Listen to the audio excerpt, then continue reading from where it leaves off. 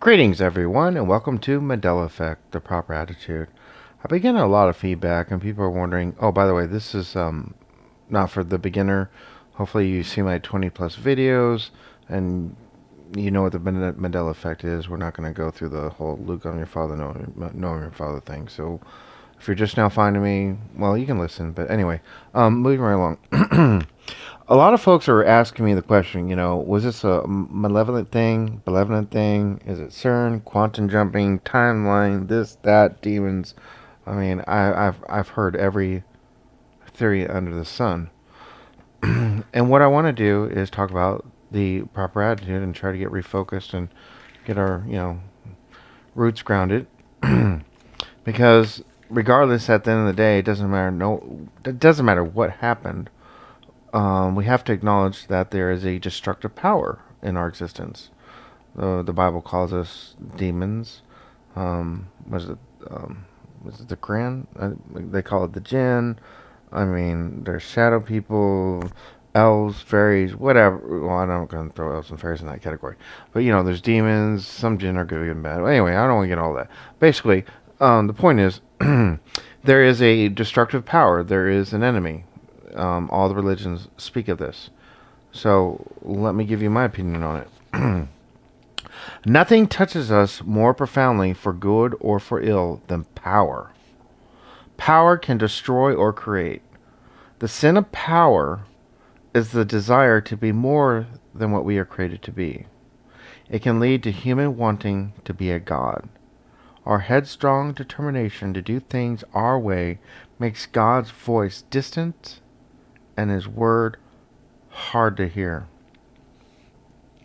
Power is insidious when it is coupled with pride. Pride must, pride makes us think we are right.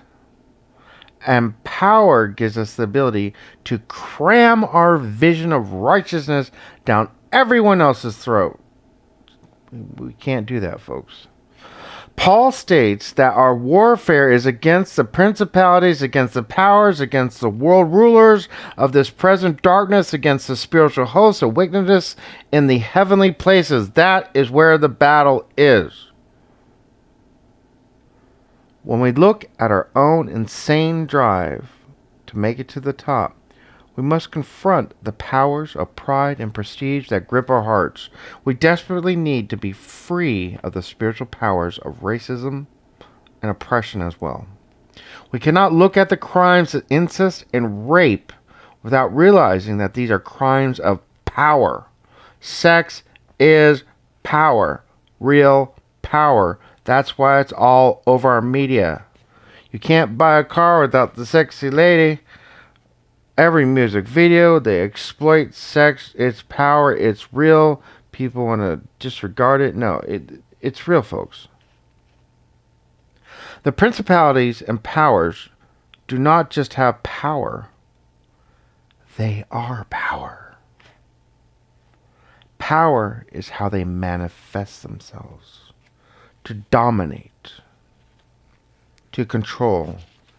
To devour. To imprison is their very essence. So how do we defeat them? Well, Christ did disarm the principalities and powers and made a very public example of them. He triumphed over them in him. We defeat the powers by cultivating the gift of discernment. Let me say that one more time. We defeat the powers by cultivating the gift of discernment. By defeating the powers by forthrightly facing the demons within. By inner renunciation of all things pertaining to them. By rejecting the weapons of power of this world.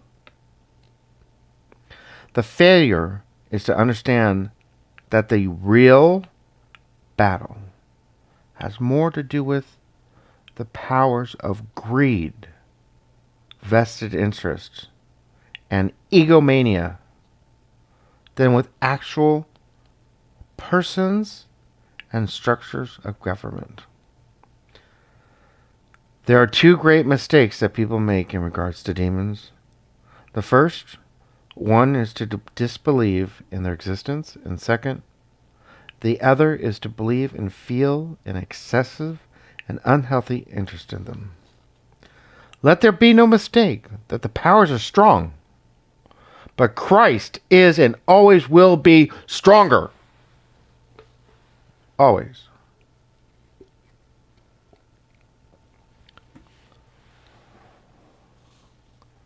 It can be extremely difficult to find a healthy balance between being aware of the enemy and how he works and being overly concerned about it. This is what the Mandela folks are going through. It can be extremely difficult to find a healthy balance between being aware of the enemy and how he works and being overly concerned about it. On one hand, we can start to blame everything on the devil. On the other, we can just, deny his existence and blow the whole thing off. Demons are the equivalent to rats, ants, or cockroaches. As long as there is garbage to feed on, they will be there to feed. You get rid of them by throwing out the garbage and keeping it out. You ever had a neighbor move out of your apartment and all of a sudden all the cockroaches came over to your apartment? It's because they had nothing to feed on. They left. You get rid of the garbage, they leave. If there is no garbage, then they won't come back. They will go somewhere else. Well, there is garbage to feed on. Alright, maybe this is too simplistic in regards to power. The bottom line is our intentions. As long as our intentions are to benefit the kingdom of God, then our actions will be pure and free from the enemy's attack. It all begins with our thoughts. The enemy attacks our thoughts to skew them from God's purpose and design. The battle begins and ends in our actions. Nothing can come into creation unless first someone thought of it.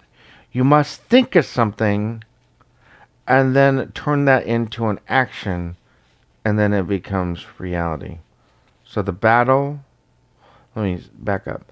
The enemy attacks our thoughts.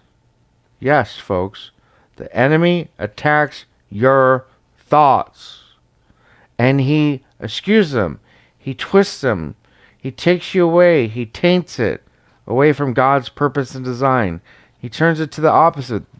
The enemy attacks our thoughts and eschews them from God's purpose and design. That's how he works. The battle begins in our minds and it ends in our actions, folks. Please, let's all get on board. Rock and roll. I'm ready to go to heaven. God bless and have a good night.